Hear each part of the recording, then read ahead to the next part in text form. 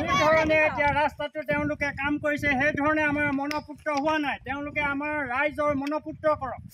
আমি অতি পুৰণি মানুহ, আমাৰ ককা দেউতাহঁতৰ দিনৰ পৰা এই ৰাস্তাটো আমি বোকাপানী ফচকি মৰিয়নি বজাৰ যাব লাগে। ডেকাগাঁও তিনিআলিলে এইটো ৰাস্তা মেৰামতি মানে নতুন ৰাস্তা পকীকৰণ আৰম্ভ হৈ আছে। ইয়াত ছাইড বাম নকৰাকৈ ৰোলাৰ নচলোৱাকৈ চেন গ্ৰেভেল মাৰি ইতিমধ্যে মেটেলো মাৰি আছে। এইটো আমি মানে সন্তোষ হোৱা নাই। যি ধৰণে কামখিনি হ'ব লাগে সেইখিনি হোৱা নাই। গছপুৰীয়া তিনিআলিৰ পৰা যিকণ থাকি গৈছে সেইখিনি তেনেকৈ এৰি পেলাই বাকী মাজতে কামটো ধৰিছে।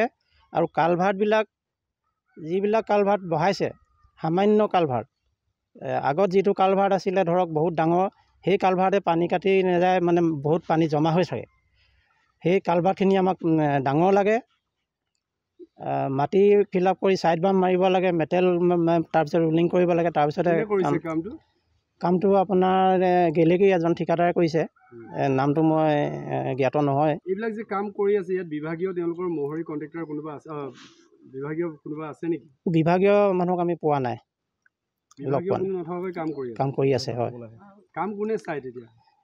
এই আপোনাৰ মৰিয়নি এজন দীপেন চেতিয়া বুলি এজন আছে, তেখেতে চাব কণ্টেক্ট লৈছে বুলি আমি গম পাইছোঁ। আৰু তেওঁ কাক ৰাখিছে এনেকৈ চোৱা চিতা কৰিবলৈ আমি সেইটো অৱগত নহয়। যেতিয়া কাম কৰি থাকে কোনোবা থাকেনে মানুহ নে নিজে কাম কৰা? নাই, আমি যেতিয়া এইপিনে আহোঁ কাম, তেতিয়া লেবাৰসকলেহে কাম কৰি থাকে। আমি বেলেগ বিশেষ মানুহ দেখোঁ তাৰমানে। ডিপাৰ্টমেণ্টৰ মানুহ নাই। চৰকাৰক কি ক'ব মানে ইমানতে আমি বহুত দিনৰ পৰা ধৰক এইটো আমি আজি 20-25 বছৰ পৰা ৰাস্তা লাগে চিঞৰি আবেদন নিবেদন কৰি ইতিমধ্যে আমাৰ মাননীয় সাংসদ তপন গগৈ ডাঙৰীয়া তথা মৰিয়নি সমষ্টিৰ বিধায়ক ৰূপজ্যোতি কুৰ্মী ডাঙৰীয়াৰ যোগেদি ৰাস্তাটো চেংচন হ'ল।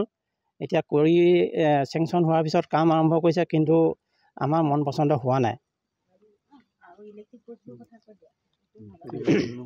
আমাৰ সমস্যাটো এইটোৱে কথা, মানে ৰাস্তাটো আজি বহুত দিনৰ মূৰত আহিলে যিখিনি কাম হৈছে আমাৰ মহিলাসকলেও মনপুত হোৱা নাই। আৰু ধৰক ৰাস্তাৰ যিখিনি আমাৰ জাবৰ জোঁথৰ আছে সেইখিনি কোনো নকৰাকৈ চেন বিঘেল পেলালে। তাৰপিছত আহিলে মাটি এক ছাইড পেলালে, কোনোবা ঠাইত মাটি নাই, মাটি নেপেলোৱাকৈ আকৌ এইটো এটা চেন গ্ৰেভেল পেলালেহি। তাৰপিছত বাকী অইনটো কি ইলেক্ট্ৰিক প'ষ্টবোৰ আমাৰ মাজতে আছে, সেইখিনিও উঠাই দিয়া নাই। আৰু দাঁতি কাষৰীয়াত আমাৰ যিবিলাক বাঁহ আছে, বাঁহৰ মূঢ়াবোৰৰ ওপৰতেই পেলাই দিছে মাটি চাটি। সেইবিলাক আকৌ আমি কৈ আছোঁ যে আপোনালোকে এইখিনি কাম আমাৰ মহিলাসকলেও ধৰিছোঁ যে এইখিনি কাম আপোনালোকে এনেকৈ কৰিব নালাগে। তেনেকুৱা কলত কিলে আমাৰ যিটো ওপৰ পাৰদা আহিছে আমি সেইটোৱে কৈছোঁ। বাকী আকৌ আমাৰ যিবিলাক পুলবোৰ দিছে, আগৰ পুলবোৰ আমাৰ ডাঙৰ আছিলে, সেই পুলবোৰে পানীটো আমাক হেৰি কৰিব নোৱাৰে। আমাৰ এতিয়া এটা চুবুৰী মানে সেই পুলকেইটা যদি আমাৰ ভাল নহয়, সেই ডাঙৰকৈ নিদিয়ে, এটা চুবুৰী আমাৰ পানীত ডুব গুচি যাব। আৰু বিশেষকৈ আমাৰ খেতিপথাৰ বহুত অনিষ্ট হ'ব। আগৰ পুলে আমাক অনিষ্ট কৰিছিলে যদি কম পৰিমাণে কৰিছিলে যে ৰাইজে অকণমান এইবোৰ নলা নৰ্দমা খান্দি খেতিকেইদিনত এইবিলাক কৰি দিয়ে।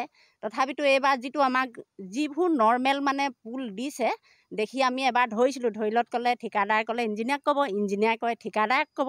আমি এতিয়া কাক কি কওঁ সেইটোকে আমি এতিয়া আমাক চৰকাৰে যাতে এইখিনি কামখিনি আমাক সুকলমে আমাৰ ৰাস্তাটো অকণমান ভাল ধৰণে কৰি দিয়ে। আমাৰ এই ৰাস্তাটোত যিমান স্কুল আছে, আমাৰ বাগানৰ এৰিয়াৰ মানুহ আছে, যিমান ল'ৰা ছোৱালী বোকাৰে পানীয়ে আজি বহু বছৰ দিন কটোৱাৰ পিছত এই শেষ মুহূৰ্তত আহিলে আমাৰ ইয়াৰ অৱস্থা হৈছে। আমি সেইকাৰণে মহিলাসকলে প্ৰতিবাদ জনাইছোঁ আৰু চৰকাৰৰ ফাললৈও আমি অনুৰোধ জনাইছোঁ তেওঁলোকে যাতে এই ৰাস্তাটো ভাল ধৰণে কৰি দিয়ে। আৰু পিছলৈও আমি ভৱিষ্যতলৈ যাতে তেওঁলোকক এনেদৰে কামবিলাক কৰে, তাৰ কাৰণে আমি তেওঁলোকৰ ওচৰত অনুৰোধ জনাওঁ।